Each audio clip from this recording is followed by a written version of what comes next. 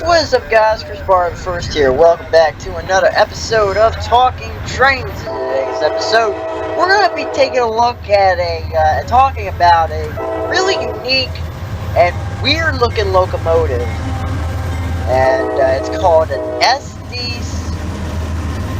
Let me get this right. An SD23T4. I won't explain what that locomotive is right now. Again, you are watching the Talking Train series here on the Chris Barr the First Productions channel. I'm your host, Chris Barker. Let's get this show underway. So, we're talking about this. This is an SD23T4. It is a brand new CSX exclusive locomotive on a CSX roster. Now, this locomotive is different than any other EMD locomotive I've ever seen. This locomotive is actually a mix of GE and EMD, which is absolutely mind-boggling. And you might be like, what? How is that a thing? Well, what makes this somewhat of a GE locomotive is that big flared radiator on the back there. That actually looks really ridiculous and weird. And then you have the prime mover. Now, the prime mover in this locomotive is actually a GE engine, which is really cool. So, basically, this is a GE locomotive in a EMD shell, basically. That's basically what this is. Which is really weird. And it meets the Tier 4 EPA standards, which is kind of cool. I don't know. I got mixed thoughts about this locomotive. I mean, I think it's kind of cool, but it looks really weird. It's one of the weirdest looking locomotives I've ever seen in my life. With that, it's just that flared radiator looks just so ridiculous. And there's pretty unique things on the back too. So let me just go ahead and show you those right now. Okay. So here's the back of this weird monstrosity. You got the flare radiator, and it's basically just like an SD40-2, but just GE-ified a little bit. But you also got a horn up here and that they kind of copied from the ST70AHs.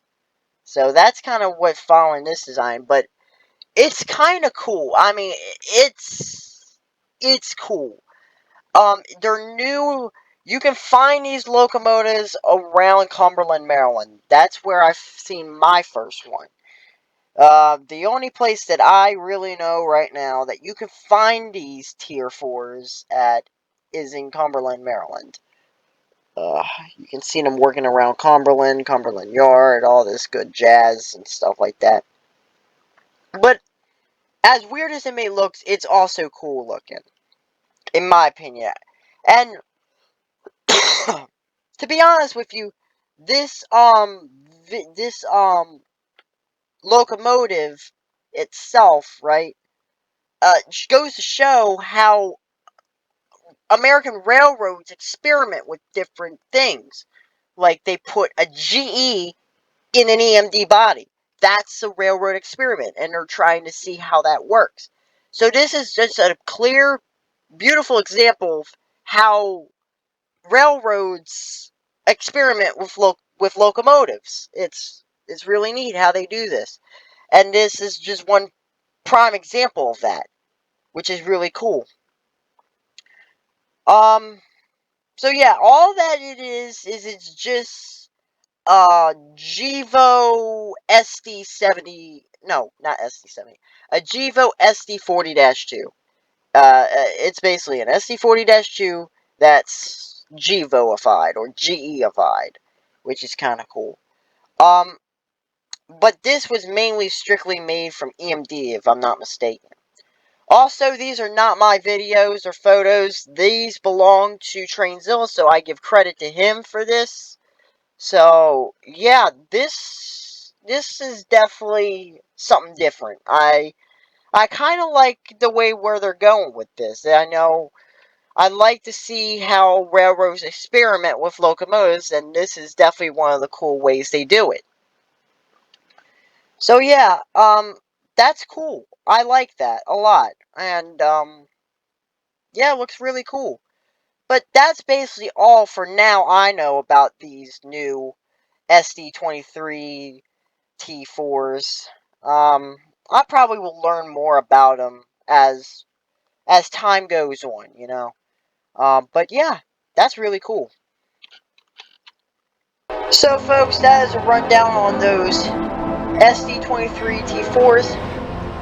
They're pretty cool, I would say. But I gotta tell you, they're also really weird, too. Like, they're probably some of the weirdest locomotives I've ever seen in my life. Probably further on down the line, maybe a couple of years from now, I'm probably going to see some a little weirder than that on the railroad. But for now, that tops the list for the weirdest things I've seen on the railroad by far.